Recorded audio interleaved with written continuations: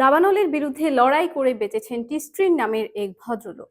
দর্শক, এমনই এক চাঞ্চল্যকর অবিশ্বাস্যকর ঘটনা উঠে এসেছে যোগাযোগ মাধ্যমে। চলুন জেনে নেওয়া যাক সত্য ঘটনা কি।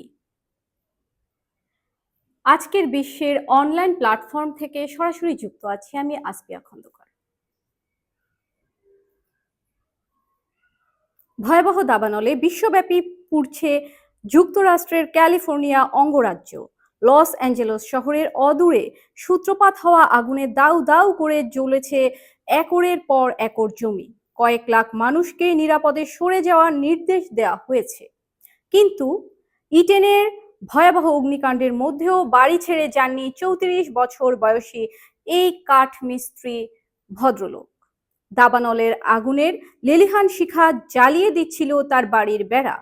ধোঁয়ায় দম বন্ধ হয়ে যাচ্ছিল এবং তার পা অবশ হয়ে পড়েছিল। এত কিছুর পরেও পেরেজ তার বাড়ি ছাড়তে রাজি হননি। একাই লড়ে চলেছেন আগুনের বিরুদ্ধে। রক্ষা করেছেন নিজের এবং প্রতিবেশীর সম্পদ।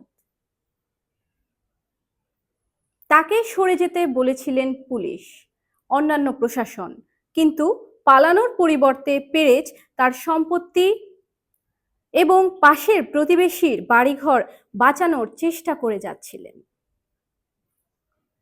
ছিল না তার কাছে পানির পাইপলাইন বা সে ধরনের কোনো অত্যাধুনিক যন্ত্রপাতি।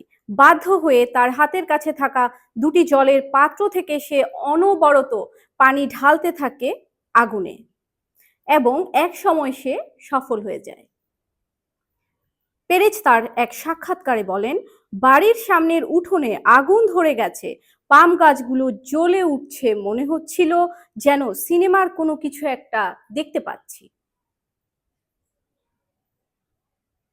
আমি আগুন থামাতে এবং আমার বাড়ি সহ প্রতিবেশীদের বাড়ি বাঁচাতে যথাসাধ্য চেষ্টা করেছি। অবশেষে তার একতলা হলুদ ডুপ্লেক্স বাড়িটি বেঁচে গেছে। পাশের আরো দু একটি বাড়ি বেঁচে গেছে। তিনি বলেন, রাস্তার ওপারে তাকিয়ে দেখুন, আমি যদি এখানে না থাকতাম তাহলে এখানেও তাই হতো। ওদের জন্য আমার খুব খারাপ লাগছিল, খুবই দুঃখজনক ব্যাপারটা। ধন্যবাদ দর্শক, এই ছিল আজকের মতো। আজকের বিশ্ব থেকে বিদায় জানাচ্ছি, পরবর্তী সংবাদ দেখার আমন্ত্রণ জানিয়ে। আল্লাহ হাফিজ।